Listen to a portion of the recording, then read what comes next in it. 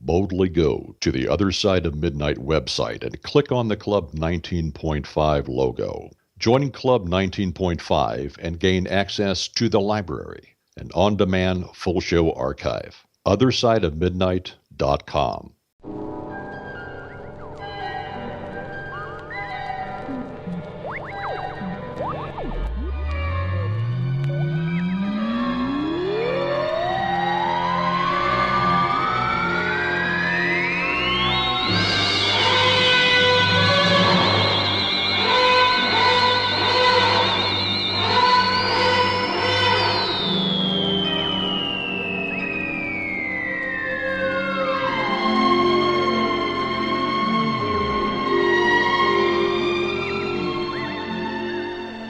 And good morning once again, everyone. Well, it's Saturday morning.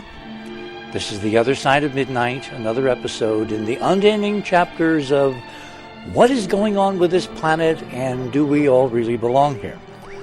My guest this morning I will introduce shortly. I wanted to start, however, with a couple of political items so I can hear the click, click, click, click, click. Everyone's turning off their devices. By the way, apropos turning off your devices and the whole broadband thing, someone sent me an email which made me go, oh, how could I have been so dumb? It turns out that all these digital devices are equipped with what's called a timer, which means, if you're listening to the show and you fall asleep, if your timer doesn't, which the robot should not do, the timer will very quietly turn the program off when it's given its orders to turn it off. That would help enormously because, again, the bandwidth charges are extraordinary. Obviously, we must be reaching a very large audience because otherwise, why would we have such large bandwidth charges? Kind of, ergo demonstris sum or something like that. Okay, let me start at the top here with a story that I guess Art did earlier tonight. There is a news item circling the web at the speed of light plus. Did scientists just pick up the first intelligent radio waves from a distant alien planet? Now, do you notice this fits into the recent flurry of news stories on the Kepler mystery star, which, of course, NASA is now pushing back and saying, it's just comets, it's just comets. The cool part about the Kepler star is we're going to know. There's no way that NASA or anybody else can keep us from knowing if there's a huge one or two artificial habitats or something orbiting the Kepler star, because with an eclipse percentage of something like 22% of the light vanishing, that's a really good one, Hoagland, vanishing from the data stream, that means that any amateur in the world, even with the naked eyeballs looking at the Kepler star over the next several months when Kepler is within view, when the star is within view, between Cygnus and Lyra, of observers, amateurs all over the world, and they're all linked by the internet, and they all talk to each other, and they send images, and they send data, and they send spectrograms, and they send photometry, and they send all this cool stuff that only official observatories used to be able to do. So there is a flotilla, an army, whatever metaphor you want, of amateurs, totally uncensored, connected by social media all over the planet who are looking at this star and who will tell us during a 20% eclipse, there's something really weird going on. And, of course, that will trigger, as the scientists that we had on the show a few weeks ago talking about this mystery confirmed to us, that will trigger a global professional effort. Major observatories, NASA and others, the Europeans, the Russians, the Japanese, anybody who's got a major telescope on a big mountain, including the Vatican. Remember the Vatican? We talked to them here, the former Vatican Observatory Director. They will all swing these giant instruments, these tens of meters instruments, exquisite light buckets, toward the Kepler star, and they will record in exquisite detail things that the Kepler satellite, the Kepler telescope in orbit, was just too small to pick up, subtleties. Certainly the spectrograms, and as Andrew, the lead scientist at the SETI Institute, said on this air, there's a key prediction that if this thing is artificial, the eclipse will proceed to look gray, meaning it won't get bluer or redder. If in fact it's a cloud of comets and we're looking at a whole bunch of dust, which NASA now is pushing very hard as the explanation, we will see a reddened cloud, and the spectrographs will show a reddening of the sun, of the starlight, of the Kepler star behind the comet cloud, and that will be a clear differentiating signal between an artificial thing and a natural cloud of gas and dust, i.e. the comet model. So, and it cannot be hidden, it cannot be censored, it cannot be kept from all the thousands of amateurs all over the world who are looking. So we're going to know in real time almost the answer to this one. Now, that's an example of citizen science, which is in the best of the traditions. Unfortunately, there is other citizen science which is in the worst of traditions, because people see something, they glom onto something on the web, and then they amplify it with their own analysis, which is not based by training or by having done any of this stuff. They just kind of think it's cool, and so they add to the noise. We're going to go through imaging tonight seen on the web that we know categorically, absolutely, phantasmagorically is not alien artifacts or large rodents running around on the planet Mars. Then we're going to swing into the stuff that's real, and we got some really cool new real stuff to talk about. So my guests this morning are Keith Laney, who is a space imaging processing and anomaly specialist from Charlotte, North Carolina. We have on board tonight Robert Harrison. It's morning actually over in Burlingame. Do I pronounce that right, Robert? Burlingame? Never heard it pronounced that way before. Oh, okay. Birmingham and things like that, but usually just Birmingham. Birmingham. Okay. Or Birmingham or something like that, yeah. So Bob is an investor and apparently has achieved everything he wanted in his financial dreams, so he's been able to retire and devote mostly full-time to this amazing discovery process. As a child of the space age, Bob was fascinated by space exploration, as we all were, and this is what it's turned into. He winds up appearing nightly, almost on the other side of midnight. My next guest this morning is Andrew Curry. Andrew is an artist. Andrew is also, he's worked for large and small Canadian companies. Over the past decade, he's been working as a storyboard artist and a concept illustrator in the film and television industries. And he has done another one of his amazing sketches to illustrate a key point that Keith Laney is going to talk about earlier in the show. And last but not least, Will Farrer is with us. Will is in Maryland. He's had a technology career most of his young life. He's very much on the side of young at the moment, and actually will probably live to see all this stuff being common knowledge, and he'll be seeing statues raised with his name on it and all that, so having done the work. Now, Alan Sturm, our industrial and architectural designer, is supposed to be with us. Apparently, the other commitment that he said was possibly going to intervene has intervened, but we've got his bio up there just so you don't forget that he's also a member of the team. So let me begin with you, Will. The thing that actually triggered this show was a conversation that you and Keith and I had about all the fake stuff which is running around the web and going viral and, getting hundreds of thousands of hits, and it's not real. It's so not real, it's not funny. So why don't you start with link number 2 and take us through the never land of fakery and ignorance in terms of alien artifacts and archaeology on the World Wide Web. All right. Well, good morning, Richard. Good morning, everybody. Excited to be here as always, especially to talk about this subject because it's with what I do. It's to fight for a couple thousand hits sometimes is amazing. But when you get some of these new, I guess we can call them artifacts that we're finding, like a new rodent, small rodent. If you're looking at the second image from the radio with pictures here, the second number down, rock resembling a small rodent. Let me interrupt and tell everybody how to get here. Othersideofmidnight.com, that's the home page, othersideofmidnight.com. Go to the upper right-hand corner where it says Radio with Pictures. Click on that. That takes you to tonight's guest page. Just scroll down. Look for link number 2. Will, back to you. All right, this is the same. It takes you to the Daily Mail. This is the same website that picked up that coffin on Mars. I told you I admitted that I had done in the past and labeled the box that was out there a coffin and that took off and has been used against us now in the anomaly, almost war you got to call it, because these people really, like, if you look here, we're looking at a very pixelized image, of course. And it does look like a generalized, if you see the circled piece down here, if you scroll down, it does generally look like a big blob that could be a mouse, an outline of it. Mm-hmm. And I think the guy, this is actually a friend of mine on the web, at Alien Art TV, that put this out. Joe White? Joe White. From Bristol.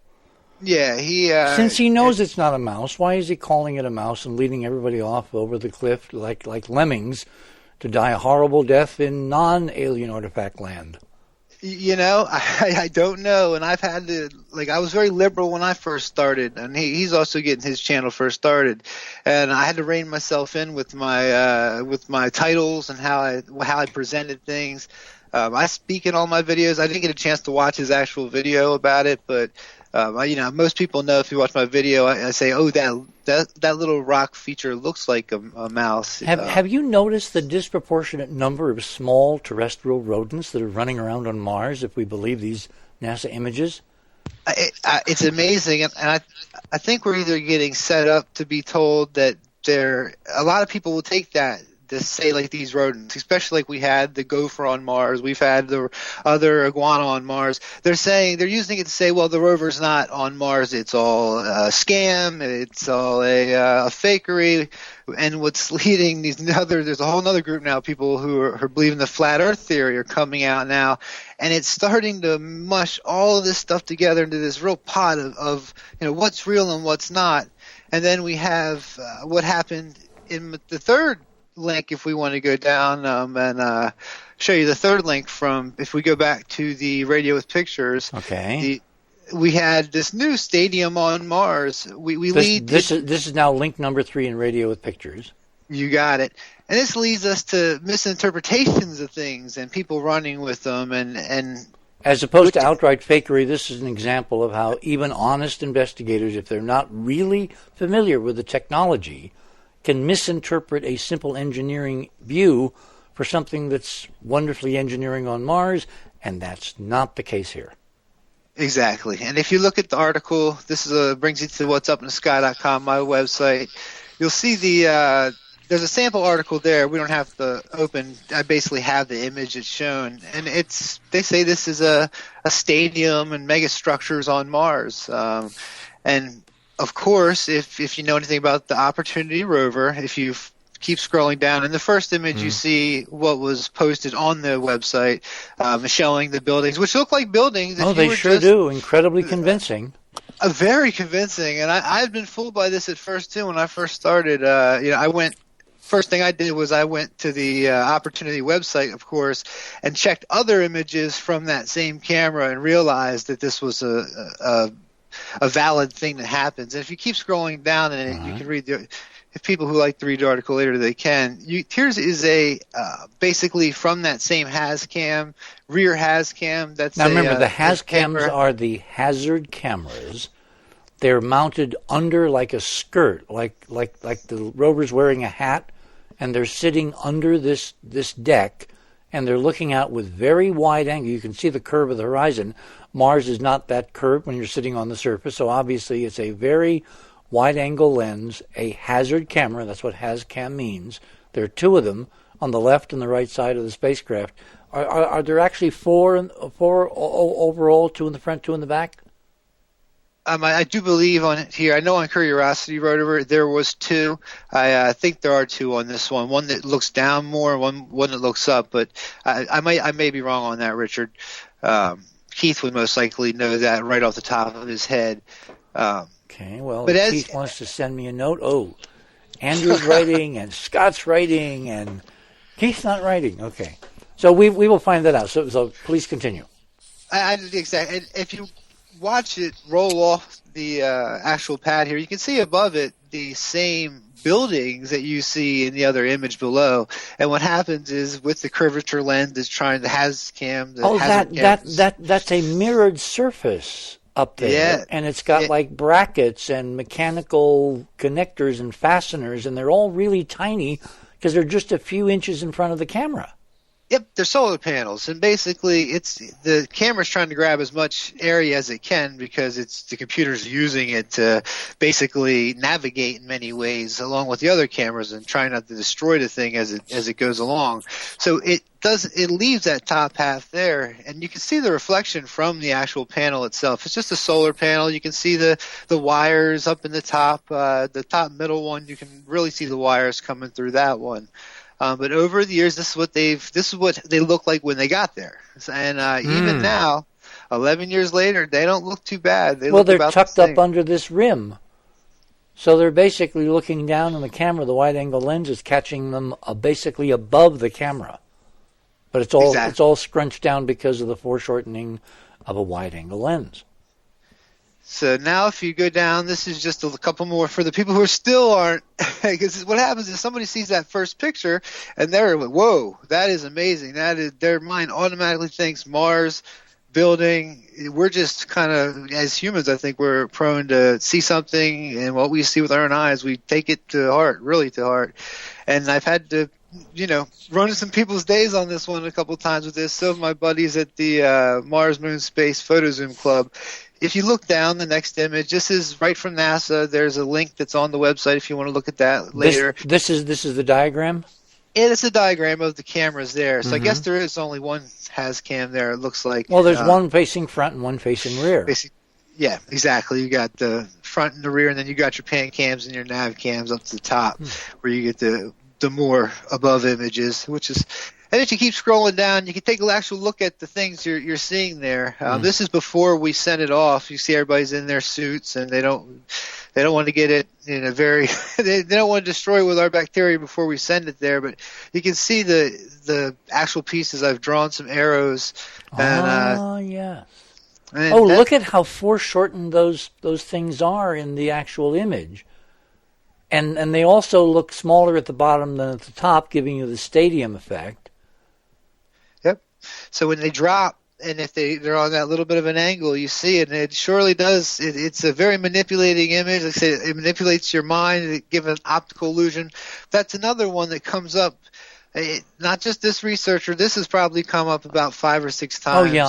I just missed it early on, but these, for some reason, look different, so I had to kind of do a double look, It was the hill, because when you have another hill kind of messing with the image, the optical illusion really hones in. And like I said, this is one that I've emailed the guy who put the stuff out to begin with. He was a subscriber of mine. I asked him, this is what it is. At least please mark it as debunked, as I do with my videos, or delete it. This is the infamous Mr. Joe White? No, it's another guy who does it. Oh, that's right. Joe White does mice. Yeah, he did that. He moves a lot of stuff, and there are a lot of people who believe that things are on Mars walking alive. And I haven't found evidence. I try and use every camera. If I was going to say that there was really a rat on Mars, I would have looked at all the other cameras too, not just taking one shot. Because if we really do take a good panorama of each image from each camera on Curiosity now, so I would imagine that didn't move, and it was just a rock. So, and that's one thing that I think we talked about here on your show a little bit back, and a whole bunch of us have been talking about making some sort of checklist of what's an anomaly, was not an anomaly. Well, when I see something like the mouse, I really wonder if somebody at JPL is inserting these things, because there's too many things that look too good to be just that horrible word I hate, pareidoia, which means that you see something that looks familiar and then you project all the other attributes on it. It's just a random collection of stuff, but you make it in your mind look like something you're familiar with, i.e., familiar little furry rodents running around on a place. Of course, you'd always expect them. Mars. I mean, there is a kind of a big non sequitur in that logic chain. And if you go, it seems like these are the ones that go viral. I don't know if it's just a human instinct for these things to go viral, or if it's actually being pushed. And I'm doing as much research as I can into who and how and why, and because there's got to be a science behind how these are going viral and why they're going viral that ties in to the whole disclosure. Well, thing. in a world where you can't really censor a lot of things anymore because there's too many people looking, the only way you can censor is by clogging up the intelligence channels, the information channels, and giving people so much noise to wade through that the signal will never be picked up because they just won't know, what's real and what's not real, which is why we have to kind of teach people. And tonight's partly in response to the idea that we have to do this. How do you tell real artifacts from the fake ones? What are the criteria? What are the scientific steps that you go through to eliminate fake stuff from real stuff? I like how it's labeled. Keith, did you have something to say there? You were going to add something? Yeah, I kind of did. I've noticed that it's the website that you linked for this mouse picture, the weekly news, whatever, UK Weekly, whatever, that's one of them that pushes a lot of these articles like this. If you look, they're always caveated in the screen with the pareidolia article. Okay, absolutely. So these are straw men. They're picking out straw men out of the anomalies that people are finding, and it's mostly it's like you're talking about, Will. It's your friends. It's my friends. It's all of us. People are just looking at something and go, "Hey, look, this looks like a something." Next thing you know, they get a hold of it and they blast it out and they put their little pareidolia article beside it, and it's a straw man. They use it as a straw man. They don't pick the good stuff. Now, we just showed them a great big huge pyramid. We've been showing them great big huge pyramids, city blocks, everything like this on Mars. Where's that media coverage showing that? Zero. None. Zip. Right. So that tells you right now, this is a psyop. It's a psyop. It's not necessarily the fault of the people that are finding the stuff. They're just doing what comes natural to us all and looking at the images and finding things. Okay. I mean, I'm not averse to saying, hey, and I've looked at the images from Pathy and I saw a rodent in those. Now, was it a rodent? Was it a rodent? Nah, sure not. But it sure is fun to think it might be. But for the media to run with it and then to straw man it with the pareidolia article, that's beyond reproach to me. And it trickles from these little. This is a fairly big art. This is a medium sized place, but then it trickles into the mainstream. Well, Huffington Post will pick this up next. Then it'll end up on your local news. It's happened. I saw it happen with the coffin video I did. It went so viral. The thing got over 1 million hits in one day. But I have another 2 pictures under here that I think that people have been emailing me. Have you got to show Hoagland? You got to show Hoagland. That actually show a much better, anomaly. And you might be right there. They might be just cherry picking these things and using them. But once they get to that level, it's a roller coaster. And you're right. They always have that box. Well, we know you know as well as I do. We've discussed this recently, like the crab anomaly that there was a big fad not long ago. It showed what looked like a crab going up into a hole in the side of a rock formation, and it was the picture that they strawmanned like this was totally photoshopped. The legs were painted in with dark areas, and you know what the bad thing about it is this was a really good anomaly. Now I don't want to touch it. No one wants to touch it because it's been disqualified like that. That's obviously the PSYOP's objective. They did the same thing with the wheel too. There's a wheel in Yep. Some Curiosity images.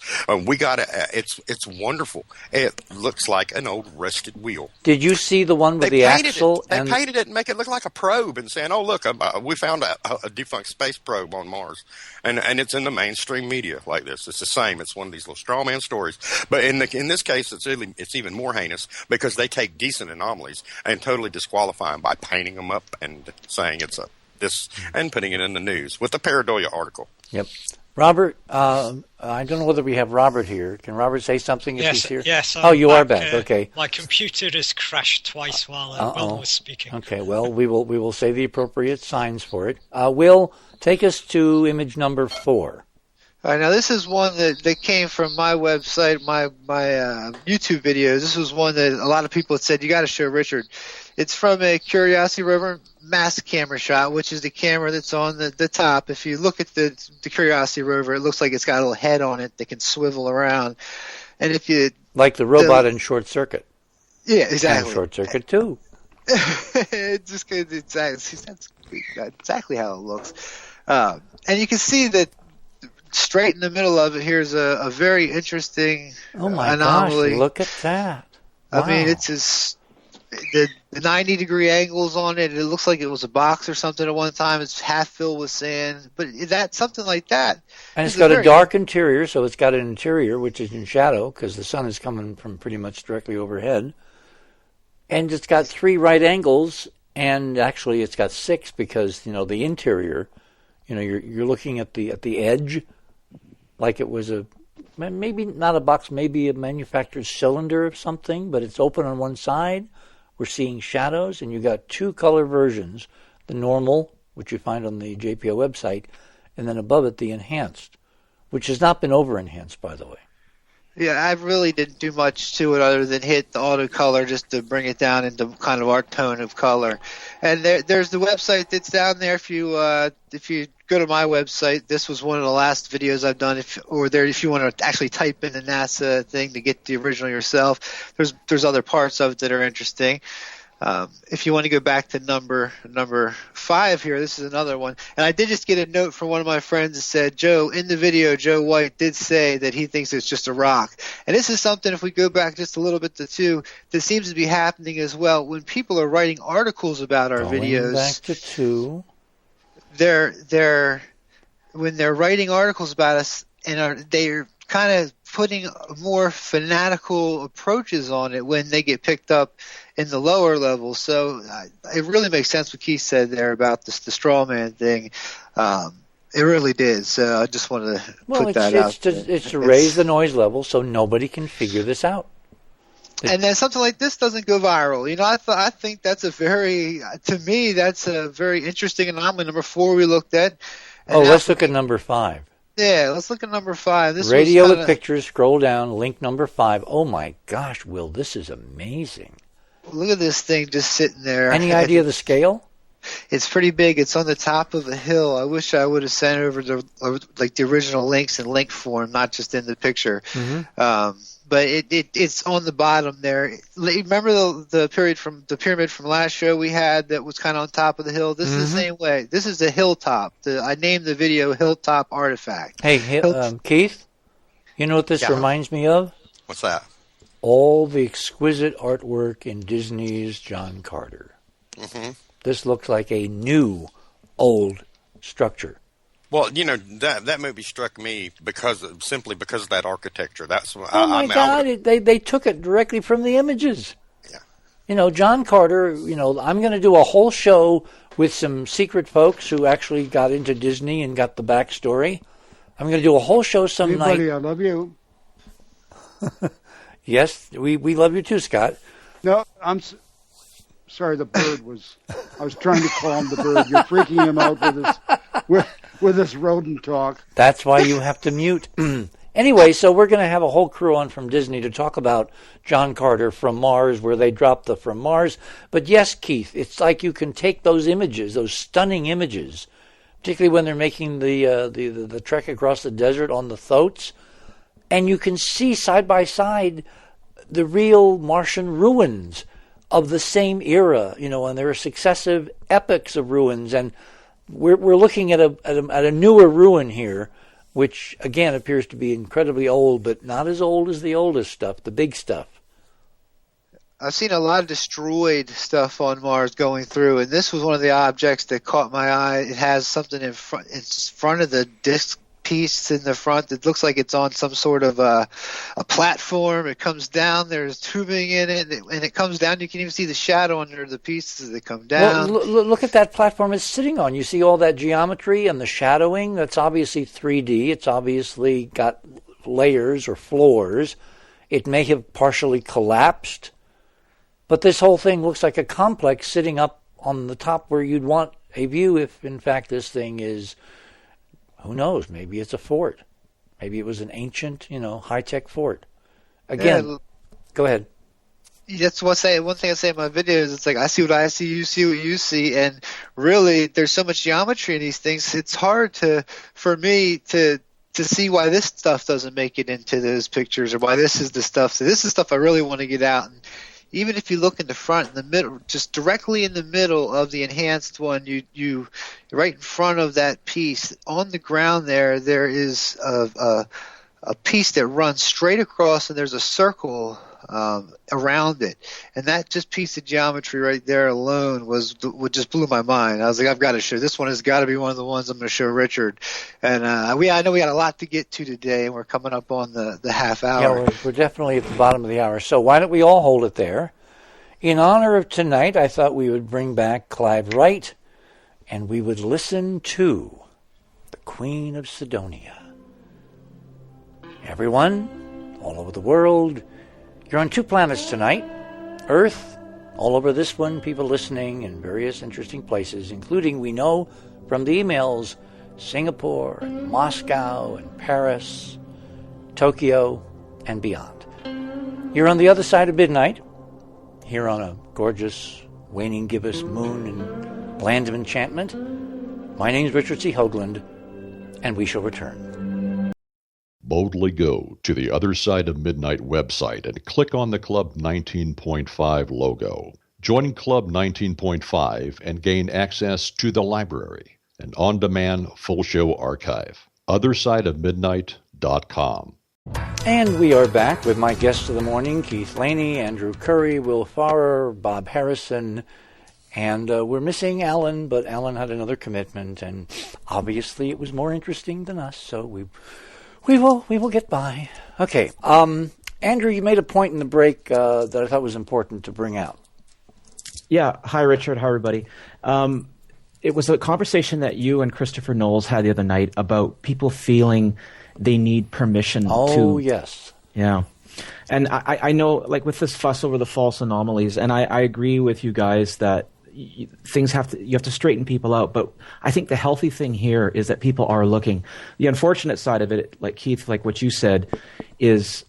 mainstream tries to grab the most flimsy of evidence and then blows that up out of proportion. Whereas, like you said, with the DMN pyramid and all that stuff, where's all that information coming? But I just think it's a healthy thing that people feel like they can make these kinds of observations, even if they might be kind of a little bit, uneducated. Which, Richard, means that we have to have. You know what's coming. Yes, I do. But educating people how to see things, I think, is an important piece here. So we're doing that. That's what we're trying to do. And that's a perfect segue for Mr. Harrison, far across the pond. Go for it. Morning, Richard. Well, if we go to click on 6 and 7. Well, we can only do it one at a time, so let's click on 6 first. Okay. Yes. Radio with pictures, folks. And then you can click on it again, and it makes it much bigger. That's right. I know what that is. Yes, well, last time we all met, we were looking at the very high-res images of the DNM pyramid and seeing it all in its shattered, close in glory. So these 6 and 7 are just to remind us that when we zoom out, it's a very geometrical formation or arcology. So the top images just show as it appears in your book, the Monument of Mars, and the this is number 6. This is 6. So this is the geometry we're used to in the Monument to Mars book.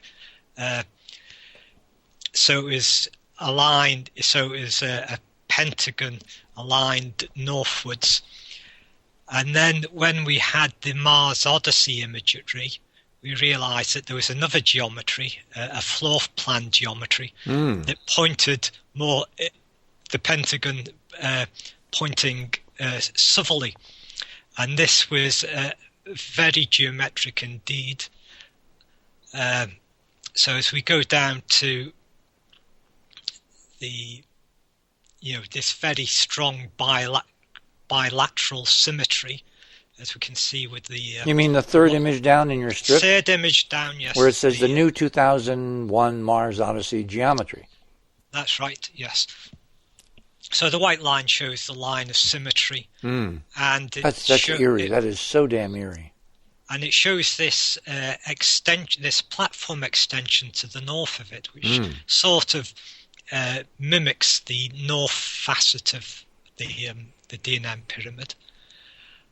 And then below that, left and right sides flipped. This is something from an animation that Mark Carlotto did, we can see when you've just flipped the image left to right, it's practically looks the same. Well, so, with distortions caused by Keith's big wave, I really think that Keith's right about this, that there was a huge tsunami that came through town and didn't leave much standing. We'll have more on that later, too. Except for the big ones. All right. Continue, Robert. So that sort of shows that there is a great deal of symmetry in the DNM. Incredible symmetry.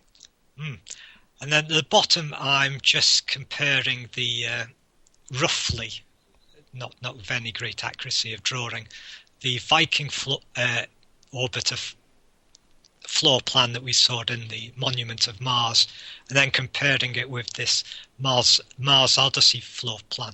So there's two, intrinsic geometries, different geometries in the Viking floor plan geometry links in with other anomalies in Sidonia. So, the northern ridge points towards the face, the northeastern one points towards the Solus Formation peak, and the northwest ridge on the Viking floor plan points towards the center of the city mounds and the city square. And that kind of geometry, again, if you really want to know how to do this, folks, geometry. Nature does not produce this kind of symmetry, regular geometry, or alignment geometry over and over and over again in a very small area. So if we click back to the other side of Midnight page. Okay, radio with pictures. And go to image number 7. All right, this is all the DNM now, upside down from our usual. Click on it, it makes it bigger. Right, this is a diagram that Mark Carlotto produced at the very top, trying to see what the internal geometry of the Mars Odyssey floor plan might be. Mm-hmm. And I've slightly amended this and found that the DNM seems to, the DNM seems to be circumscribed by a square outline, and that the peak is at the center of that square. So that's the second diagram. Fascinating. Very much like what's his name, Vitruvius Man. Yes. So if we go down to the third image, which is DNM proportion to the square, what I found is that... Oh, look at that. That 4 of the corners of the DNM pyramid are proportionate to a length of 1/4 of that length of that square. And of course, the top one. Oh, that's completely random and coincidental, Robert. Come on, why are you wasting our time with this bizarre-looking symmetrical geometry, which is there on Mars and no one wants to pay attention to? Well, obviously, it's not worth a second look, is it? So. Nope. Again, the numbers, the geometry. That's the only way you can figure out the fake stuff from the real stuff. And the fourth one, I think we're on to the fourth one. This is the one with the yellow triangles. Oh, nice. Now, this, basically, the DNM seems to be made out of only 2 types of triangles. The east and west facets seem to be basically a square cut diagonally in half. And then the north and the east and don't know how you describe them, but as you can see, they seem to be the same triangle, just aligned differently. Yeah, and we should say that these images have been flipped over 180 degrees so that north is at the bottom of the image. That's right, yes, yeah. And then the pattern of 4-sided shapes just shows that there's basically 2 types of 4-sided shapes there. The yellow is just 90 degrees rotation, and of course half in the blues just showed that those facets are half squares. So you're suspecting there's more interesting mathematical coding in this geometry and the projection from 3D down to 2D? Yes, because we're looking at a 2D floor plan here, not this 3D elevation of the sides. The final one just shows that quarter length proportions of the corners lead to particular rectangles when you join the four corners. And how can you get that symmetry out of a random mountain eroded by God knows what forces on Mars over millions of years? You can't. If I remember correctly, there's I think a 3x4 and a 2x3 rectangle in there. But there is an article on my website which explains all this. And your website is linked up at your bio. That's right, yes, SidoniaQuest.com. So if we go back to radio of pictures. Okay. And going to be talking a lot about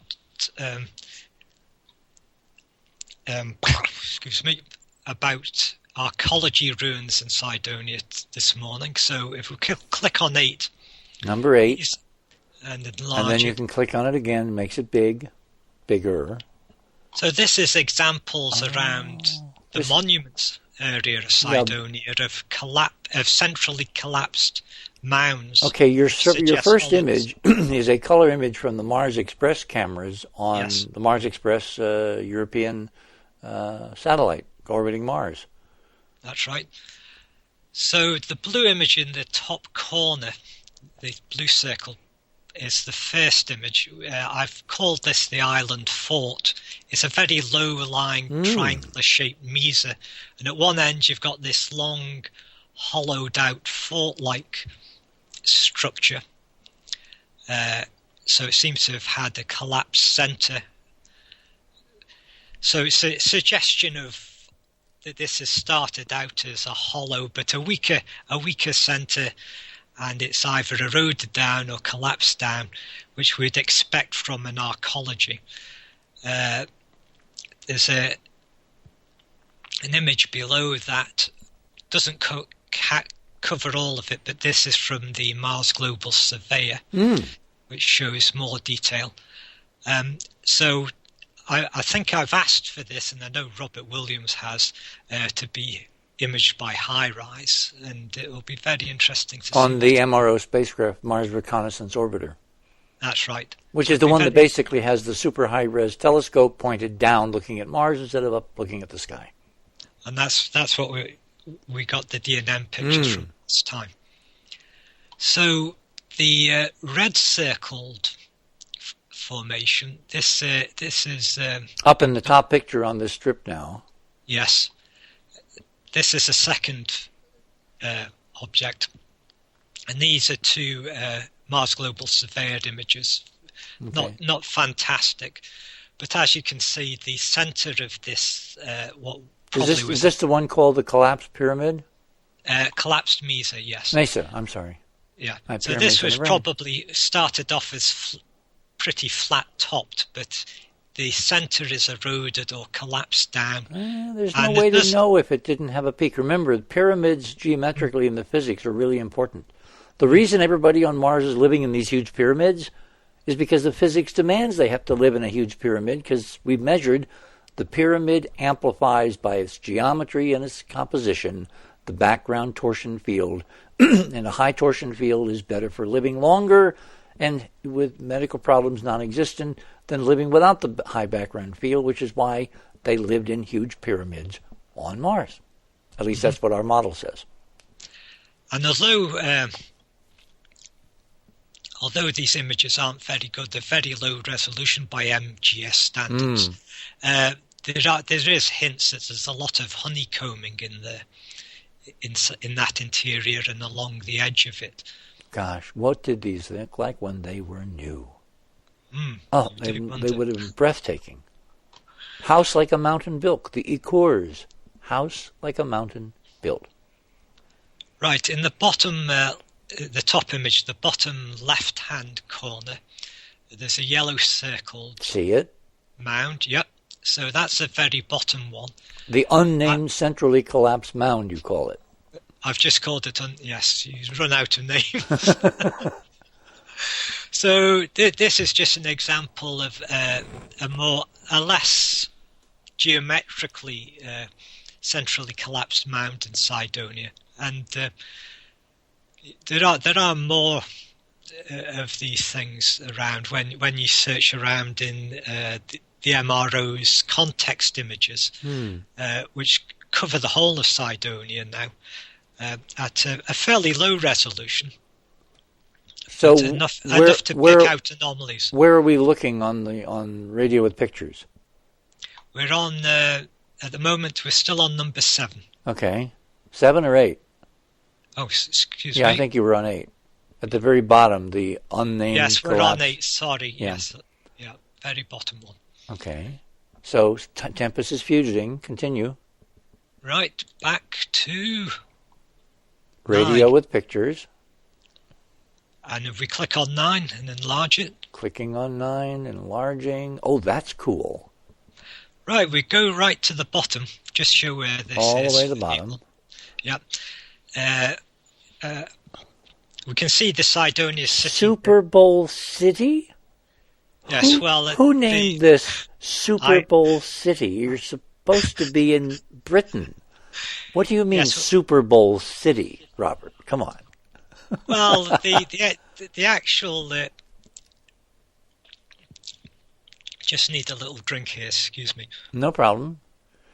Yes, talking on the radio. The actual mound just looked like an upturned pudding bowl to me, so I called it the Super Bowl. Okay. So this is basically on the northern side of that ancient ocean that we've always thought, was water in between.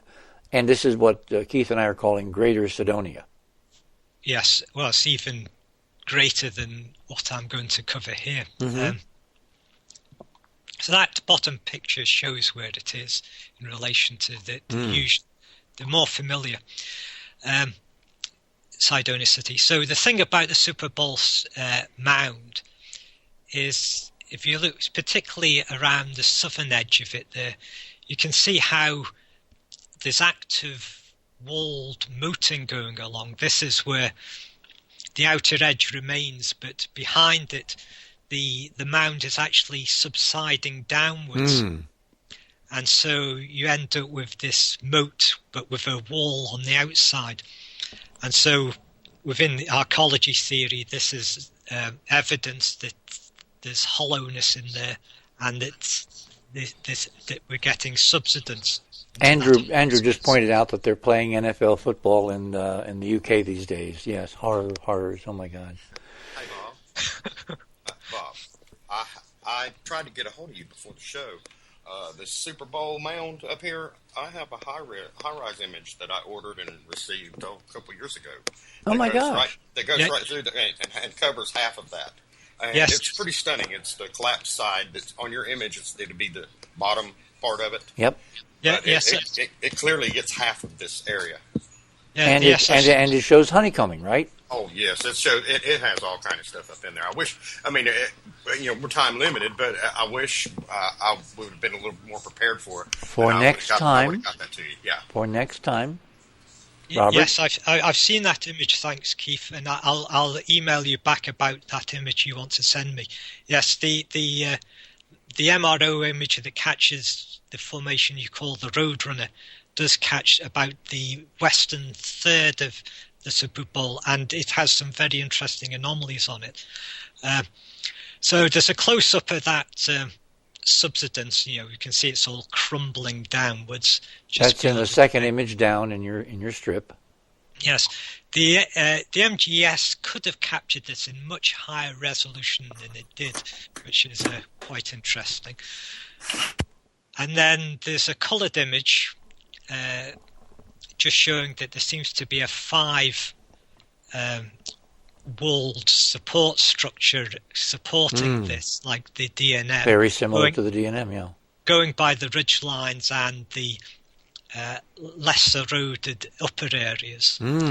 So if we go back to radio of pictures. Okay. Go in 10. Clicking on 10. Right, and enlarge. So the top the top image there is the Super Bowl city, or the southern part of it, from Mars Express. Probably can pick out the Super Bowl mound. Now on the far left, there's another mound which MGS took a pretty good image of. So the western mound is Super Bowl city, which has the red arrow. And that's the one in black and white just below it, then? Yes. Pyramid. That's a pyramid. Sure. That's a four-sided pyramid with the northeast side gone. Yeah. As you can see, the eastern side, the right-hand side, just seems to have had the whole side chambers. Looks like possible more major tsunami action. Collapsed in. And the interesting thing is the wall. It's got the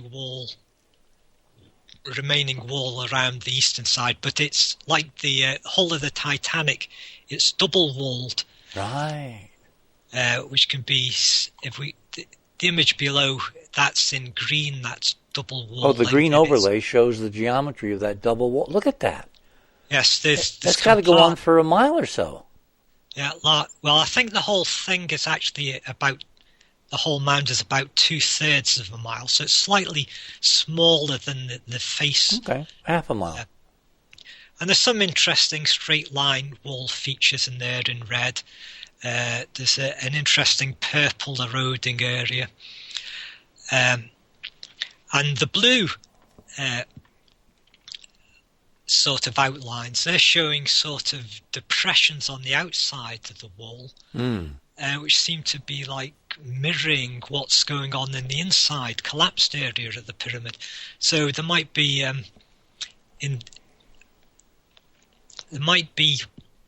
underground parts of this pyramid that go outside its surface perimeter. God, it would be great to have a rover on the surface that actually took pictures of things that were interesting. And if we go back to the top, the larger image, okay, there's a little black arrow, and that's just pointing to where you've got this honeycombing. So room-like honeycomb. Oh, yes, I can see. Oh, an MRO image would be stunning of this. It would, wouldn't it? Do we know of any that exist, Keith? No, they don't exist at present, but they're all ordered. I've got the whole area blanketed. Robert Williams has several of these other items that I don't have covered. We've got them all ordered. We're just waiting on them to send them to us. Robert, number 11? Yes, number 11. Radio with pictures. Click on number 11. Right, this is something I've asked MRO, NASA, to have a high-rise image of. Mm-hmm. And this is taken from its context camera images. Now, just for folks that may have joined us late, we're on othersideofmidnight.com. Click on the upper right-hand corner of the homepage. That takes you to Radio with Pictures. Scroll down. We're on link number 11 now. And then you double-click on it once you get it up, and it pops up big on the screen. These all are amazingly collapsing ancient arcologies, all in this greater Sidonia region. Right. So if people have got the enlarged image up, if they just go to the third image, this just shows where it is. Sidonia, kind of wide-angle view. Oh, it's way over there to the west, way west of the classic Sidonia city. Sidonia Collies. Yeah, it's probably about 10 miles away. So, and you see the DMM pyramid, the face, the Sidonia city. Mm-hmm. So it's relatively close. So we go back up to the top image. Okay. As you can see, you're getting these side collapses into, you're getting these bowl-like collapses. On the western side, you're getting a walled moat forming. On the eastern side, where it's less washed out by light, you can see there's at least 3 depressions on the southeast facet there. And the top one, if we scroll down to the second image, there seems to be structure in there. Oh my God, they're really, and this is Surveyor. This is Global Surveyor. It's not High Rise. No. This is the context camera of MRO. So it's low resolution, very fuzzy. Do we remember how different the resolution is on that context camera? The context camera. These images are generally 6 meters per pixel. And it's MGS resolution, but they're great, big, huge, wide images. That's 30 feet per pixel. Yeah, but I mean that's good for spotting these arcologies. They don't hide, you know. Look at that amazing geometry. That has to be huge structural geometry. I have these that we're pointing out here. I have these targeted and ordered on HiRise as well. Okay. Yes, I've asked for it to be imaged, and some school kids in Scotland asked for it to be imaged as well. Although by the time it is imaged, I think they'll have gone through university and be in the workforce. At the rate of which, well, actually, the requests and responses might be accelerating. Hopefully. That will be one of the tests to see what... It's a feedback loop. The more you participate, the more you get back. Okay. And if we scroll down... Do we call this the squeaky wheel theory of image processing? Yeah, I mean, when you order these pictures, you have to justify why you want to see them. And I will just lay it out for them myself. Hey, look, it's a pyramid. Please take a picture of it. Do you want to solve this issue? Do you want it to always be up in the air? That's an exquisite approach, because you understand what you're doing, Keith, don't you, by saying that? Oh, absolutely. You are. Well, tell everybody what you're doing. I'm opening the door for them to be open with us. You're infecting the system from the inside. For folks that may have looked at this and thought it's just rocks, when a request like that comes in, you know they can't not look. Everyone I've ever talked in within the agency that has given me pictures or ordered, been in the programs various programs I've been in, have all been upstanding, great people. Okay, guys, hold it right there, Robert. We're going to have you do a summation here when we come back from the other side of the break. My guests this morning are, and not in any particular order, Keith Laney, Andrew Curry, Will Farrer, Bob Harrison, and you're on The Other Side of Midnight. My name's Richard C. Hoagland, and let's let Clive take us out again. He wrote a piece which is so haunting to what we're looking at, The Queen of Sidonia. We'll be right back. Boldly go to the Other Side of Midnight website and click on the Club 19.5 logo. Join Club 19.5 and gain access to the library, an on-demand full show archive. OtherSideOfMidnight.com. And we are back on The Other Side of Midnight. Robert, please continue. Right. We were looking close up at image link 11 and radio with pictures. Right. If we just scroll down to the immediate locality image, which I think is image 4 on that, we can just see the immediate locality of that arcology candidate and the nearby possibly four-sided arcology ruin, which I've marked out. And then the very bottom image is comparing this candidate with the Eastor city mound in the Sidonia city by way of comparison, and it's it's pretty similar. You've got we're talking about your arcology candidate in the upper image, in the immediate locality image, and then we're looking at the bottom image of the eastern mound in the familiar Sidonia city region. Yes, and you've got that sort of walled moat on the western side. It's got lots of satellite mounds. Mounds, which are each arcologies, of course. I mean, the scale of this stuff is miles. This is like a mile. These are not tiny. These are huge. And they're very old. Guys, do you want to spend a moment here speculating as to the sequence of stuff we're seeing? Well, all this stuff has the same general style about it. If you look at them, the mounds, they have the satellite mounds, the modes, like they were built up, hollowed inside, and then what was on the top is collapsed down inside of it. So let me ask the question here: why, if Mars used to have an atmosphere, clouds, running water, streams, oceans, if it was another Earth, Why would you have to build arcologies of this size to maintain a population inside when you could go for a walk outside any day of the week?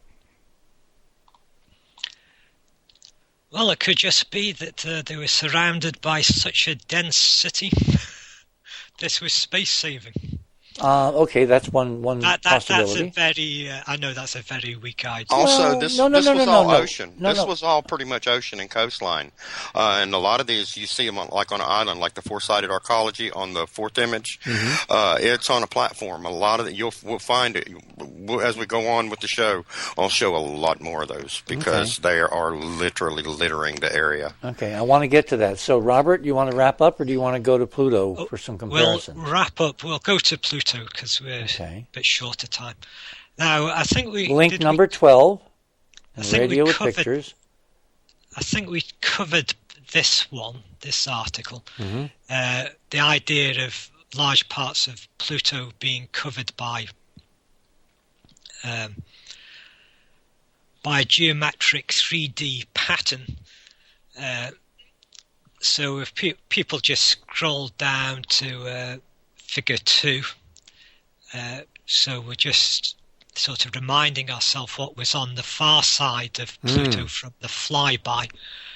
And we have, in the close-up, we can see it's like a city of arcologies, but which are all joined up. It's a huge amount of geometry. It's like wall-to-wall geometry all over that hemisphere of Pluto. The one we didn't fly by close. And what's Pluto? It's about, is it 18 or 1,200 miles across? 1,500, give or take. So really huge. So we quickly just scroll through all of them, and we can see how it actually, in Figure 3, how it actually sort of spreads over onto the. Did you hear the other day someone was calling for a mission that would go and orbit Pluto? Let's hope so. Well, we'd have to get there a lot quicker than the 9 years it took for New Horizons. So, anyway, where are we going next? If we go back to radio 13, with pictures? Yes, and we click on 13. I don't know if we discussed this or not. My memory's a bit faint. That doesn't matter. Redundancy is important. Right. Well, if we go down to Figure 1. Okay. We've got Heath Laney's arcology row. Those are amazing. And that's These things are in such much better condition than the stuff on Mars. So quite a bit of internal compartmentation there. Geometry, oblongs, that kind of thing. And if we scroll down, just shows where ecology row is, and we can see Norgay Mountains and Hillary Mountains all around that western side of Sputnik Plain, which is the white area on the right. Scroll down to Figure 2, and this is concentrating on what we're calling sometimes the snake scales, or I prefer the dragon scales. So we've got Sputnik Planum, we've got where the proposed arcology ruins are, and the locations of the dragon scales. And if we scroll down to Figure 3, got it. We can see the dragon scales, which the Trantor city aspects of the dragon scales area of Pluto. Yes. Oh, look at that dramatically different terrain. It is, isn't it? It's so geometric. And the dragon scales are actually mountains. So they're sort of like a smaller version of those geometric maze-like mountain patterns on the other side of Pluto. What was this civilization like? I mean, it boggles the mind to speculate about people that would have to build so big and so prolifically that they literally remade the surface of a planet. Well, kind of a planet. 1,500 mile across planet. And that's exactly how it can be interpreted. So we've got B1 below A, which is actually the published resolution. And there's and we go to a close-up, and there's quite a bit of walled cellular geometry in 3D. Tons, But endless. It's like the plan worked. If Pluto was put where it is in orbit to preserve it from the intense bombardment after the war, when the planet fragments from blowing up Planet 5 were basically decimating the entire inner solar system, by putting Pluto in that highly inclined elliptical orbit, they saved the surface for us to see in a quasi-unruined state, although we're seeing lots and lots of destruction. But we can see the fundamental geometry underpinning all of this. This is amazing, Robert. And of course, the thing is that the sort of resolution we're seeing here, these walls, are mountain size, ridges the size of mountain ridges. It's huge. But you can tell the difference between their rectilinear, and mountains don't form rectilinear box-like right-angle patterns. Duh. Not usually, no. Yes, Keith? It totally comes out of nowhere. It's Will. I mean, Will. It's Will, you're in Poughkeepsie. Why are you so distant? There we are. There they come out of nowhere too. It's almost like you just ride the almost what looks like could have been water there down to this area, and it's just gorgeous. It looks just like the Trantor City picture at the top. It's amazing. Doesn't it? I've never seen this type of, especially looking over mountains, at least on Earth or Mars, where you'd have this perfect to be able to build in that scale. I mean, what we're looking at is amazing. And this is the best we're going to get. Is that true of this area? You're saying this is... I don't really know the footprints, because some of the stuff coming up on the footprints has not been previewed and all that. Who knows what Stern is holding up his sleeve, waiting for the right moment to reveal. Because remember, guys, and Keith, you'd agree with this is all on a clock. Somebody has a clock, and they're revealing more and more and more, building us up to the big reveal. At least that's where the trend curve seems to be going. It really does. What's the big reveal? That it's real, that we're not all nuts, that we're actually looking at ancient alien structures of a Type 2 civilization as far above human beings as we are above ants in terms of what they could do. Hey, Richard, can I ask a question? Sure. Well, the thing that we keep talking about is these collapsed, quote-unquote, geological formations that some people might say. Well, what kind of geology would collapse inwards, expose some symmetry, have honeycombed floors? I mean, what geological and on many planets, what geological process is that? The geology of fear, when you can't tell people the truth and you hunt around for the nearest plausible sounding explanation because you're an expert and they're not.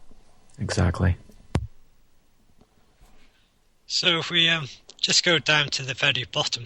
Very bottom. All right, remember we're on link number 12.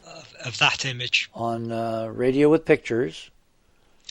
Nearer to Sputnik Plane, there are some what appear to be like arcology shells. So the centres have collapsed and they've just left exterior walls. But on a larger scale than what we were looking at Sidonia. I don't know if you can see them. Which image are we looking at? We're still on figure 3. Okay, figure 3. Very bottom. The very bottom of figure 3. Oh, yes, look at those. So there's a few examples that I've taken out. Now, maybe we're not looking at arcology, we're looking at a totally different kind of architecture. Maybe the architecture when Pluto had an atmosphere and balmy breezes and spring rains and moonsets and eclipses and all that. Because remember, Pluto in the model was moved out there to keep it cold and above the dust so that it would be preserved. But maybe it didn't always hang out in its current orbit. Maybe it was like a number of other objects in the Kuiper Belt. Maybe they're all artificial, at least the big ones. And that's what we're going to discover when New Horizons arrows by a Kuiper Belt object in, 2.5 to 3 years, something like that? Yep. very interesting to see, because there's so many of these Kuiper belt objects out there. I mean, wouldn't it be amazing if we're looking in our own solar system, again, at the same kind of objects that are orbiting the Kepler star, except here we're looking from the inside out, and there we're looking from the outside, looking toward the star and seeing them eclipse if they're big enough. I mean, if something the size of what's orbiting Kepler were orbiting our solar system, we would instantly have known, because we're talking things here that are like 1 million miles across orbiting the Kepler star. So nothing we're seeing is on that scale, but it's certainly far above human capabilities to build architecture yet. Although I think, Robert, you'd agree we know kind of how we might do this if we had an unlimited budget? What we're talking about, sorry, arcologies or the Dyson-type shells? All of that. It requires an active nanotechnology where you basically tell little robots to take and put materials and do 3D printing and mine stuff from either asteroids or from the vacuum, or, in other words, this is a level of civilization that is so far beyond us at the moment, who have to mine stuff and melt stuff and fashion stuff and machine stuff. This was not built that way. Well, all that makes it very difficult for us to manufacture in space, doesn't it? Which holds us back from, let's say, solar system colonization. Apart from getting off the planet as well. Well, that's why the EM drive stuff and Dave Distler and all that is important, because if the emails I've been getting about secret space programs developing 100-pound, M drive thrusters as opposed to 0.00001 pounds, then all of this becomes suddenly accessible to the human species, and every amazing technology, artifact, library, packet of information out there is going to come under our scrutiny at some point, and it will transform civilization. I mean, this is the game changer, guys. We need to get ISIS off the front page where it belongs, and this on the front page where it belongs. Or just for ISIS to go completely away. Well, we have to make them ideologically basically obsolete. And how do you do that? You have to present the human species, even Muslims, with what's in their book that speaks to this kind of reality. The Quran is filled with illusions that no one's understood because they speak to a cosmic reality of this scale.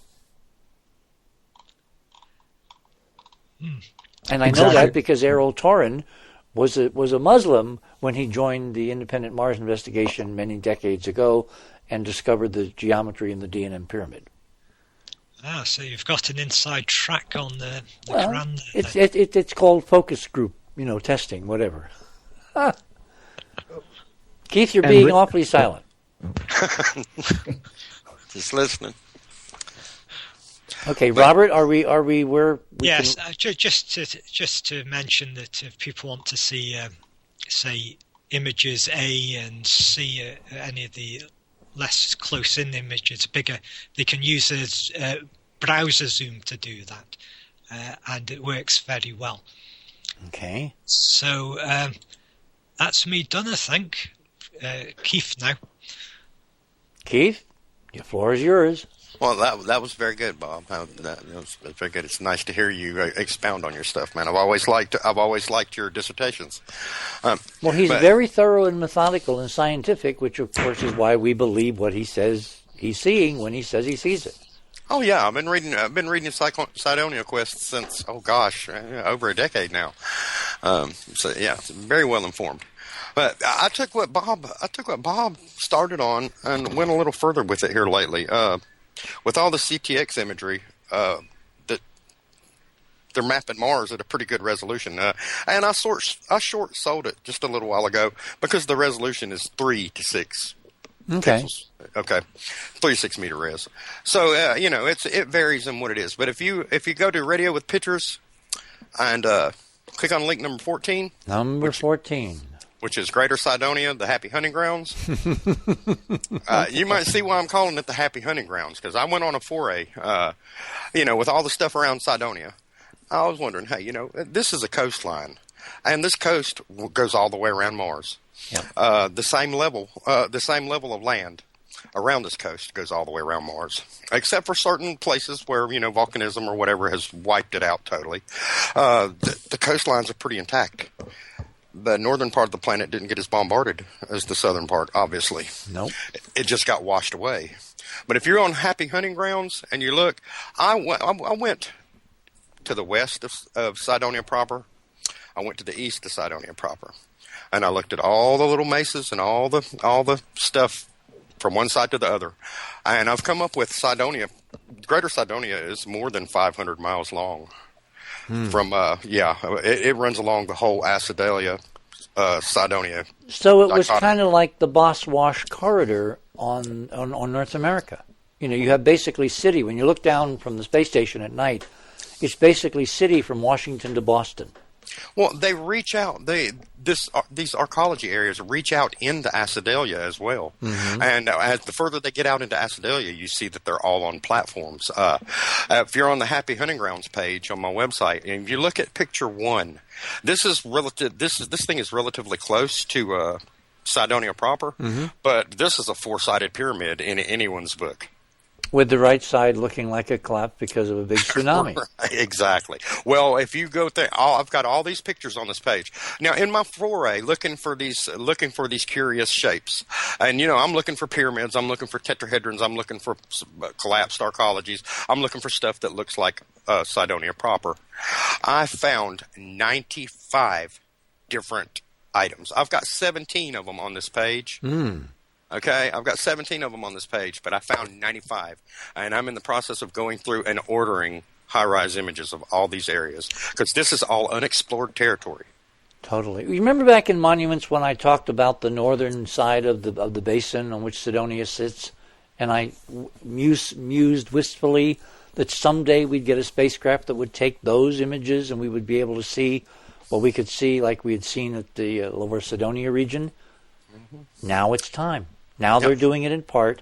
And yes, if you fill up the request channels with all the Sidonia stuff, they have to do something. They can't just not do anything.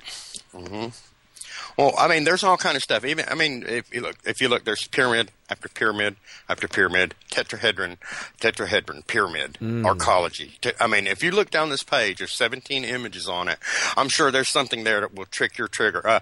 Number 9 does it for me. If you look at it, it's a platform, and it has 3 pyramids on it. Oh, look at that. Isn't that cool?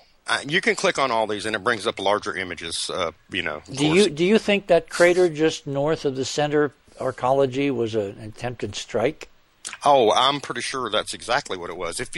I've noticed also, look around even on this page, look at how many of these have a crater hole either on them or right beside them. The remnants of the war. It totally looks like a war. It's war-torn. This is amazing. See, this is how I got Brandenburg into this, because the first conversation we had, John and I, he's this nuclear physicist, plasma background, all that, Sandia Labs, right credentials, the right interest. He was really excited about this. I said, John, is there a way we can measure the depth to size ratio and differentiate based on what we see in the Viking images between impact craters, asteroids, whatever, from nuclear weapons craters? And that's what got John totally interested in the whole idea of an ancient nuclear war on Mars. And now what's he doing? He's publishing about an ancient nuclear war on Mars. Yeah. I mean, there's all kind of stuff. And I know if you look at number 4 on here, I'm not saying that's a whatever you might think it is, but look at number 4. Looking at number 4. Looking. Oh, there we are. Oh, my God, that looks like a nascent... Nah. Could it be? I'm not saying anything. It might be. It's just, folks, we're looking at the outstanding example of the evening of pareidoia, better known as another mesa that looks like maybe a very eroded face. Now, Richard, you know as well as anybody here amongst us group, and I don't know how many people out there in Radio Land that know, but I don't look for those. No. In fact, I try not to see it because I'm so if it weren't for the math around the face on Mars, we would never have done any of this. So this one, that one happens to sit in a particular area with geometric relationships and other mesas and arcologies, just like over in Sidonia. But I'm not saying it's anything. I'm just saying that it might be an arcology. It sure is an interesting little structure there, and like all the rest of them, its northeastern side is also collapsed. Yep. By the way, I thought that maybe our offending body of water that did all the damage at Sidonia was right there. The pond between southern Sidonia and northern Sidonia. Bob's Super Bowl city. I'm now beginning to think that a lot of water came rolling in from some other place. Yeah, and well, if you're looking, you have this planet that's spinning along on its axis, and then all of a sudden you have planet V explodes and knocks it all out of kilter. Well, what if the orbit of this planet just slows almost imperceptibly? The ocean's going to slip and go all over the whole planet. And that's probably what happened. Well, when you blow up a planet... Yeah, it was a reverberation effect. They got bombarded from the south, and then everything in the north decided to spill out of its boundaries. Yep.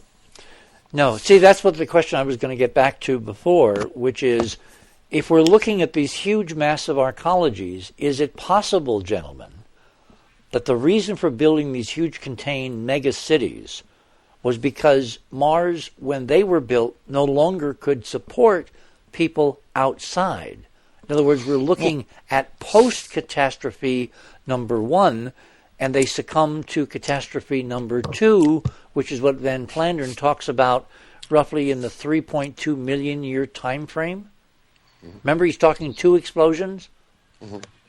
Well, if you look, I noticed something strange while going over the CTX images give you the broadest. Now, the CTX images are the context images of high-rise camera, abbreviated CTX for context, which is kind of an auxiliary instrument to the high-rise, super high-res camera to give you context for the higher-res images, which will look like postage stamps set in the middle of the much bigger context image.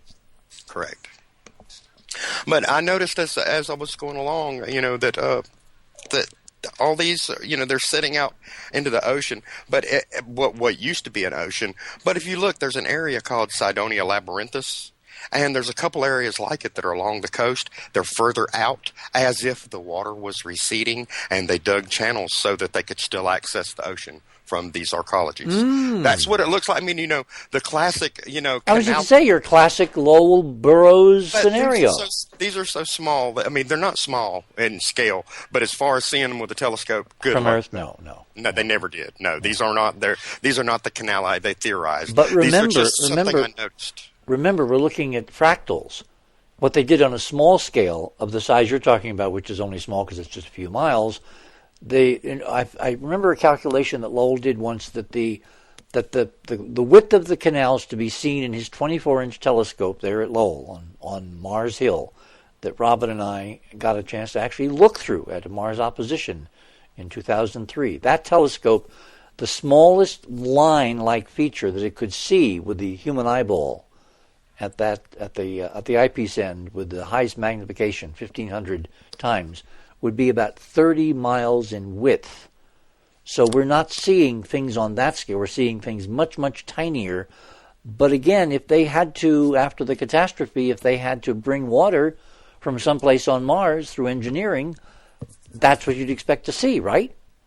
That's exactly what I mean, and I didn't expect to see that. I just, as I was going along, I saw, I'd always known that Sidonia Labyrinthus was there, and that it was a bunch of channels cut that looked like a maze in the surface. But and the context imager, with all the images mapped out, gives you the ability to see how those relate to the actual mesas and these things here that are sticking up. Off of these platforms, and they're related to them. They point toward them, they go toward them, they run around them. It's really strange. I didn't really have time to detail it or anything, and maybe that's for the future, because this is a great big area, and we're just now getting into this unexplored territory, and it's full of stuff. It's amazing. Well, the more people, why don't you walk through for the audience, because we might as well have company. Anybody listening to us anywhere on the planet tonight can send NASA a request to take pictures of anything on Mars with this super telescope pointing down the so-called high-rise cameras. So, Keith, why don't you walk them through how they do this? Because it's really, really simple, and the more people we get requesting, the more the odds go up we're going to actually get stuff back. It's the HiWish program. Just if you search Google for HiWish, you'll come up with it. Spell high wish. WISH. Yep, HiWish. Okay. And it's an extension program, and you have to register. And then when you register, you can go in there, and there's a map, and there's a targeting. There's a footprint tool where you can target specific areas. It really helps if you've got a good geographical knowledge of Mars. It really helps if you know the coordinate system and know how to transfer coordinates between your scouting things such as Google Earth or Google Mars and the map that's on the HiWish site. It's not something that just a novice really can jump right in and do. It'll take a little bit of study, but it's really rewarding to know that you've taken a picture on another planet. You've reached out from your computer that you've got there, and you've asked for something to be commanded that's going around another planet, and it takes a picture of it and sends it back to you. To me, that is just that. That's it. That is awesome. We are on two planets tonight, Earth and Mars. The ancient Mars, the Mars of the Disney film, the incredibly deprecated, totally undersold, totally mismanaged, amazing Disney film John Carter was actually talking about. And we'll do a program on that, I guarantee you. My guests this morning, Keith Laney, Andrew Curry, Will Farrer, and Bob Harrison. We're talking about the ancients of Sidonia and beyond. You're on the other side of midnight. My name is Richard C. Hoagland, and we shall return. Boldly go to the Other Side of Midnight website and click on the Club 19.5 logo. Join Club 19.5 and gain access to the library, an on-demand full show archive. OtherSideOfMidnight.com. And we are back on the other side of midnight. Keith, you're taking us back to Mars. Which number are we looking at on your strip now? Well, the first 12 images on the page are all Sidonia. Okay. But I want to go down to the bottom 4 that are on this, and it's image number 14 through 17. Got it. The very bottom strip. And these are from various other areas around the coast of this ocean, this northern ocean on Mars. Along the same coastal dichotomy, just in different areas. Number 14 is from Arcadia, and it's a 4-sided pyramid. Number 15 is from Elysium, and it's a football arcology. Look at it. It sure does look like. Now, 16. Look, you know what 16 is? It's a tetrahedron. It's a Relu tetrahedron. Well, and you know what? Now, but we have to tell people what we're talking about. And we should actually put the mathematical thing up, which we can't do tonight because there's no time. But we have a Relu tetrahedron coming up next after we get it. Okay. But that, like I say, it's a tetrahedron, and these tetrahedrons are all over the place. And I challenge you to go on Google Earth, search through any mountain range on Earth, in any desert you want to search, and you find me groups of tetrahedrons like we're on Mars, and I'll talk to you about natural explanations for these. But as of now, there is none. Number 17. Can you say splat? Hey, this is something we'll probably get an image from High Rise fairly quick, because that is an extremely interesting impact. Now, where was this shot? That, I believe, is not far east of Sidonia, out in the plain that's north of Deuteronomus, I think. Okay. Now, you remember the crater and the weird pyramid and the funny geometry on the rim of that crater in Deuteronomus, which I put in monuments? Mm-hmm. We need an MRO shot of that. Yeah. Well, I'm getting around to targeting, a whole lot of this stuff. It would be nice to have some help doing this. Not a whole lot of people actually order these images for the purposes that Okay, if people want to be walked through this process, get hold of Keith. He's got ample web links on his bio tonight on OtherSideOfMidnight.com. He will instruct you how to go through this, because the more citizens of the world demand to see the best imagery taken of these remarkable ancient structures, the more the odds are politically that we will get what we are demanding. Sure, it's a feedback loop, and if they know that, they have websites and they put these pictures out and they check their hits just like everybody else does, and they want those to go up. And the more people that are looking, the more people that are participating, the more their program's successful, and it's a feedback loop. It's like anything else you get out of it, what you put in. Richard, I'll go ahead and I'd make a video on how to do that and send that out. I'm always asking. People are asking me all the time, "What can I do to help? What can I do to help?" Well, people need a kind of a how-to, a kind of a do-it-yourself manual for how to do this and get better at doing this, and don't get caught in the noise, don't get caught in the things that look like little mousies running around. They're not real. Geometry, geometry, geometry, and the scale is superhuman. The scale is Marvel Universe scale. Sure is. And, the real stuff is so much more fascinating. The story it tells is so much more rich than a little mousy or a crab going in a hole that's Photoshopped. Let's go to the Candor tetrahedron. Yeah, sure enough. Okay, go back to radio with pictures. Mm-hmm. Click on 16. Mm-hmm. And this is so cool. Keith, this is so cool. Isn't it? Where are we going? Okay, you can see the first two images is where we first noticed this on the mock images back in the day, and that's about both of those. One of them I think is a 5 meter res, one of them is a 3 meter res, and they first pointed us to it, said, "Hey, look, there's something here that needs to be looked at."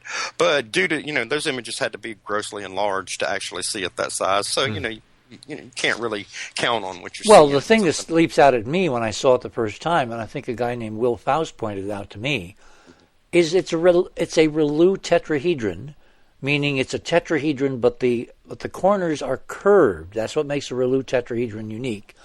And it appears to be eroding out of stuff on top of it, so it was preserved. It was basically buried.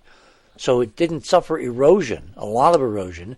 And the geometry and the symmetry on this photograph said to me, "Holy cow!" So we waited with bated breath until I ordered pictures of it from High Rise, and they came. This is a wonderful thing. It goes back to that High Wish program. Once you have done the work and you've targeted something nice that you wanted to see, and it comes back, you're hooked. You're hooked from then on. How many people in history have ever commanded a spacecraft to take an image of an extraterrestrial civilization artifact on another planet? Come on. There you go. That's my point entirely. But in the result, this is the kind of things you get. I've had people ask me, "Well, Keith, how do you find so much cool stuff?" And the secret is not finding the whole lot. I've been doing this a long time. I know where to look. I've scouted. I've done the homework. He knows Mars like the back of his hand. I'm going to tell you, I'll guarantee you can probably show me pretty much just about any general random image of someplace on Mars, and I'll have a good idea about on the planet where it's at. That's simply from years and years of looking at this. But I got a theory. When I collect these things, I liken it to collecting seashells on the seashore. If you walk along and you pick up every seashell that you think it's, this is pretty, this is pretty, this is pretty, and you get back, you've just got a mediocre collection. But if you go by and you pick up this one and you look at it, and you throw it away because it's not that great, but it's okay, not that great, throw it away. Keep the good one. Time is fidgeting, so okay, Candor. The Candor tetrahedron. You keep your good ones like this, and this is one that got kept like that. This is a good shell. When you look at this, the image that we've got, it's the fourth one on the fourth pyramid image on the page. It's a black and white. It's in the bottom left corner. You can see that the image was taken so that this corner of the pyramid is featured. In other words, the camera was taken off. The spacecraft was off nadir when it took this picture. And it was about 26 degrees to one side, so it gives us a good view down on this corner. So they tilted it sideways to catch this thing closer to the horizon than not passing directly over. When you order stereo images, one of them's going to be, they're going to be like that. They'll take two images, and one will be from one side, one will be the other. That way they can make a anaglyph from it. And that was ordered as stereo. But if you scroll down a little bit, and you'll see image number 5 on the page. Okay. It's a long strip. showing down the corner. Oh, yes. Because that image is a 25 centimeter res, and for some reason, maybe the atmosphere was really clear that day or whatever, but it took a stunning clear picture. Oh, my God, look at that. Mm. That is an exposed corner. But whatever flood it was that came through here or whatever took off this corner of the pyramid, and you can see the structural blocks and everything. You can see openings up in it. Look toward where the pyramid meets the ground at the bottom of the image, and you'll see what I'm talking about. That is constructed. Look at that incredible straight line. That must be hundreds of feet long, and it's got stuff rising up above it at that corner. Exactly. Well, if you look on the apex, there is something built on the apex. I mean, yeah, I'm going to have an interesting disagreement with you and Andrew, but let's not do the disagreement until we get to Andrew, because Andrew did an amazing job. Sure. Keep going, Keith. Well, look, this is a pyramid, in any sense of the word. The whole big thing is a pyramid. This is a pyramid. Yeah. Yes, this is, and no telling what was the purpose of this pyramid, because we don't have a handle on what this civilization was, what their customs were, what they, it could be a tomb, it could be a monument, it could be somebody's house. Okay. The thing about this is, though, if you were a civilization and you built wonderful, big, huge geometric things like this, I would adorn it with art. There would be sculpture all over. Oh, look at Egypt. Yeah, of course. Look at Egypt. Go look at the Temple of Luxor. You go to the front of it. You know that if Trump built it, it would have his picture on it. Mm-hmm. Well, given that we're talking about this is a pyramid made from a former civilization, I wouldn't start out looking for things that would particularly be art, but that would not preclude me from noticing something if it was obviously sitting there. Okay, so image number 5 in your strip, which is, and let's make sure that we don't lose people. Let's make sure they're clicking. You want to go to... if you click on number 5, it's a huge image. Well, they have to go to 16 on Radio with Pictures, the Candor tetrahedron. Click on that. That takes you to this page of the Candor tetrahedron that Keith has prepared. You scroll down to image number 5. That starts at the apex, the very top on that tilted image, and scrolls all the way down to the base.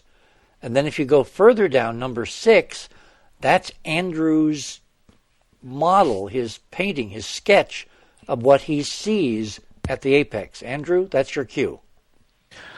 Yeah, well, I know we had some disagreements about this, Richard, but when Keith pointed this out to me, first of all, when he sent me this image, I just about wet my pants.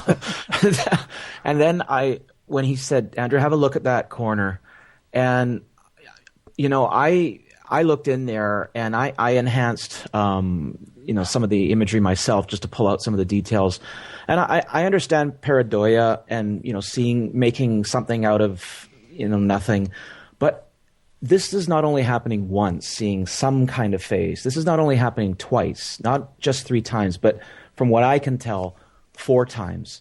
And if you look at the image that I did, and you look at there's a face, and you can compare it side by side with number 7, and you can see a face literally looking up to the heavens. Now, the real image is on the left in number 7. And your sketch is number right, same scale. Yeah, exactly. And one of the things that tips me is that not only are we seeing geometry and symmetry, but we're now seeing what I think is, possibly totems, like a symbolic representation of a people. And one of the things that I notice, like in what I'm calling the eyes of this face that's staring up to the heavens, is just like on Mount Rushmore. I mean, let's listen to my model. That the eyes of the presidents are scooped out, and then there's like a piece of rock put in there to pick up a glint for, a pupil or like a highlight. But you can see if you go really close on Keith's image, there's 2 eyeballs in the irises scooped out. Which is the image on the left, number 7, the comparison. The actual high-rise image is the one on the left.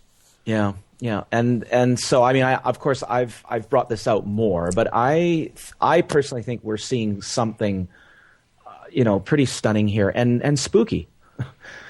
Well, if you have a culture which built the face, almost 2 miles from top to bottom, staring up into space to tell somebody something.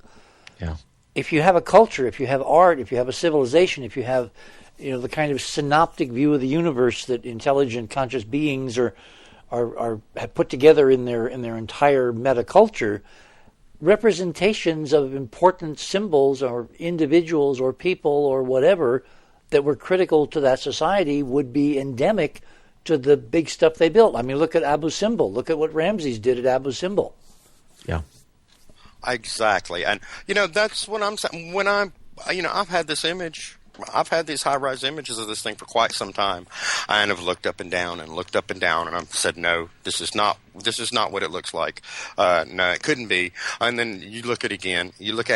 If it's pareidolia, you can see against it. This is something structural. These things are actually made, and they're laying there. Now, of course, this area has seen, no telling. If you look on the apex of this pyramid, there is a pedestal or something on there. Maybe this was on top. Maybe at one time, this is a great big head that sat on top of a pedestal on the top of this thing. This looks to me like a tetrahedral pedestal on top of the Relu tetrahedral arcology. And on one side of that tetrahedral pedestal, on the very apex, they actually may have three faces on each of the three sides. Yeah, the main face that he's taken out that's right under the apex, if you look at it, it's two. There's one on the left and there's one on the right, and they're sharing a center eyeball. You know what I mean? Sort of like if you saw Riddick. You remember the necromancers, how that guy had the face and another face and another face. They shared the eyes, but it was three faces. This is the sort of, this is macabre art, and that's the kind of stuff that we kind of expect. This is very Lovecraftian. Well, on architecture of this type, that is exactly the type of art that I would expect. And Richard, Andrew. Sorry, Keith. And again, going back to Knowles, your interview with Knowles, when I was rendering this, and again, I had a fellow email me and ask me, "Are you really seeing this stuff, or are you just kind of making it up?" And again, I'm saying, look, I know I'm a pretty creative person, but this stuff is here. You can even see structures off that face off the right. You can see some kind of girders, or it looks to me, I emphasize them again, like in the chin area. There's lines. There's like these lines holding this, barely holding this stuff up. But this stuff is almost Kirby-like. Again. Yes, very. Yeah. Well, if you click which, of course, on opens up the question, how the hell did Jack Kirby know what was there before we ever went? Yeah. Well, if you click on image number 5, it brings up a gigantic full res version of that corner. Clicking on number 5. And don't worry about you're not going to bog down my server. Okay. Oh, wow. Oh, my God. Look at that detail you teased out of that.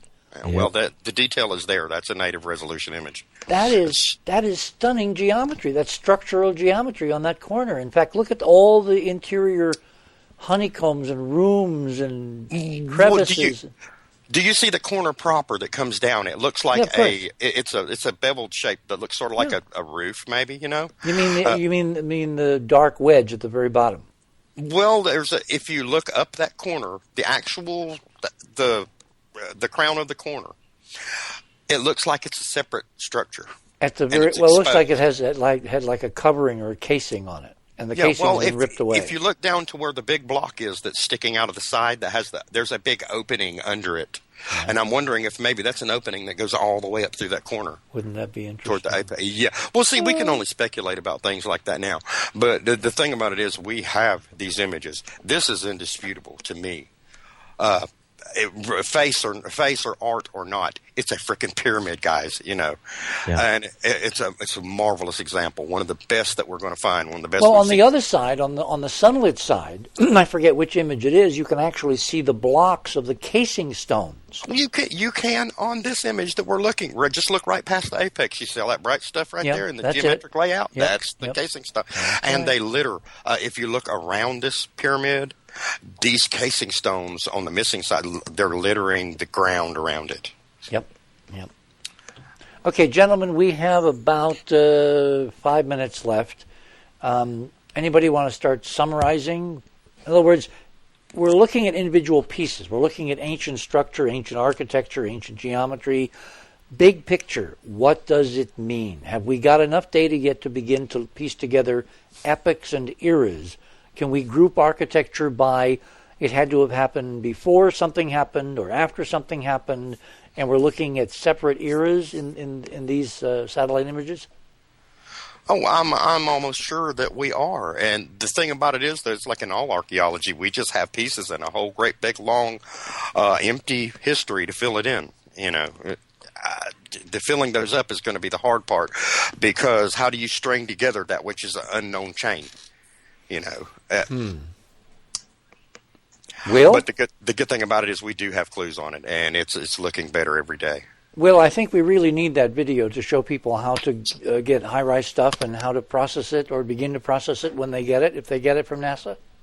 Yeah, I'm definitely going to get that for it. I think that's a great idea, and I need to set up an account myself anyway. So what I'll do is I'll just film it, just like I do the couple YouTube videos we have up. Okay. I just film my screen doing it, and then put it up, and I'll send it along to you guys if you guys want to post on your Facebooks, on your pages. Once I get the URL, I'll do that in the next couple of days. Okay. I think that's definitely something that'll be wonderful to send out, because there's more people knocking on the door. They're going to have to listen. Andrew, big picture thoughts on this? Well, again, I think it's all about, Richard, what you were talking about the other night about we don't need permission from CNN or from some school or from some scientists. We can do this ourselves. We need a little guidance, and we need to help one another, maybe not make the mistakes we've made or find the bigger picture, but we need to do it, all of us. Amen. Amen. Robert? Well, I just say that the world of anomalous imagery from outer space is nowhere near drying up. I'm sure if high-rise keeps going, we'll find more things that look like ruined cities, more things that look like collapsed arcologies. So I'm really looking forward to the future. Keith, you've been looking all over the planet. Have you found any more Candor tetrahedrons, or is this really kind of a one-of-a-kind? If you look, the page that we were just going over, the Happy Hunting Grounds page, that has about 4 tetrahedrons on it that are in the Sidonia area. And there's more. They're scattered all over the planet. I told you I found 95 different anomalous items going along this coastline. I've shown 17. So, yeah, there's a lot of them. Okay. Yeah. Andrew, when it comes to doing imagery and artwork, the one thing we didn't do tonight, guys, we didn't bring up any of the lunar imagery. Oh. Remember, I wanted to do a comparison between the Apollo and the Surveyor, and somehow that didn't get into the the last half hour, because nobody put it up there, So we will save that for next time. But this revolution in imaging, Keith, you've noticed basically a change in the quality of what they're releasing. They're not doing any JPEGing now at all. Well, the high-rise images won't have that anyway. I always, I don't use the JPEG 2000 images that they have online with the viewers. I download the whole great big, 1.5 gigabyte image and work with those. But not everybody can do that, and so the other methods are acceptable too. You want to use high view and cut little pieces out of it, interesting things you find, that's fine. But the thing about this is this camera is so high resolution that it's nearly impossible to destroy the images. I don't have to resize anything. A 25 centimeter res image, what am I going to have to resize that for? There's no reason whatsoever. You can see every element that's in them. Maybe zoom in a little bit, but the quality is so much better now than it used to be. You were there with us you were there with me in the day, Richard. You remember when opening up, going and getting mock images was just such a chore. Getting the Viking images, oh God, what a chore. The Pathy images, what a chore. Now every day we get fresh, updated Curiosity images. We get images coming down the pike from high rise that are 25 centimeter res and pointing at all the cool stuff we're asking to see. But what's interesting is that publicly, in terms of the viral videos we're talking about at the top of the show, and that Will, basically very classily debunked, they're directing people to look at the wrong stuff. They're not directing them to look at the really cool stuff that's there, that's real, that's engineering, that's an ancient culture. They're directing them to look at the fakes. How do we get around the fake problem? Well, how stupid would they look for putting a little pareidolia article up beside a picture of this tetrahedron in an article? Yes. How stupid would they look putting their little pareidolia article up beside the city ruins beside the D&M? They would look like fools. So they don't. They're straw manning. They're straw manning. We got about 2 minutes left. Andrew, I want to ask you a cultural art question. As an artist, as someone who's dealt in the art, using artist therapy, getting into the consciousness, the brain configuration, the gestalt, when you see the right piece of art, it resonates. Did you get the dark feeling from these effigies, these potential images, that maybe the culture that did this was kind of looking after a major catastrophe? That's why the imagery is so dark? Yeah, I was wondering about that. Keith has talked about this being a death culture, and that's sitting at the top of such a massive pyramid. These honestly death, almost devil-like images. They're either warnings or they're celebrations, in my opinion, and they are definitely representations of an ancestry, of a mythic past, or some sense of a people. And whether it's a scouting of, hey, this is a warning of what we've done to ourselves, or it's a celebration of something darker. I'm not sure. Either way, I'm not sure. Well, you come back to, how did Mars derive the cultural idiom of being the planet of war? Yes. Where did that come from? I mean, the usual mainstream flip answer is, Mars is red and blood is red, and therefore the ancients thought Mars was red because it was bloody because of war. Idiots. And fire. Yeah. This legacy, these stunning artifacts that have iconography, that's what's giving us another window into, I'm really voting, guys, that even though the scale of this is humongous and amazing, this is not the original Type 2. This is the surviving culture putting its pieces together after the Type 2 was destroyed. And yes, Andrew, I think they look back in shock and horror. And I don't know whether they celebrated, but they certainly were fearful of and warning of what happened and could happen again.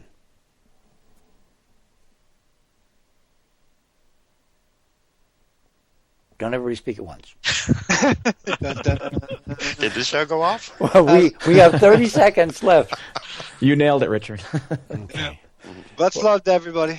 Well, gentlemen, I want to thank my guests this morning, Keith Laney, Andrew Curry, Will Farrer, and Bob Harrison. Way over there across the pond, Bob, you did a stunning job this morning. Thank you so much for your analysis. What I want to do is I want to do this periodically so we can keep everyone up to date on the status of imaging as NASA reveals more and more of the real solar system. Well, this is Saturday. We're off for the next couple of days. But same time, same bat channel, next Tuesday morning, we're going to go the other side of space. We're going to talk about how we can actually get there and in a reasonable period of time. So until then, remember, third star on the left, straight on till morning. Boldly go to the Other Side of Midnight website and click on the Club 19.5 logo. Join Club 19.5 and gain access to the library, an on-demand full show archive. OtherSideOfMidnight.com.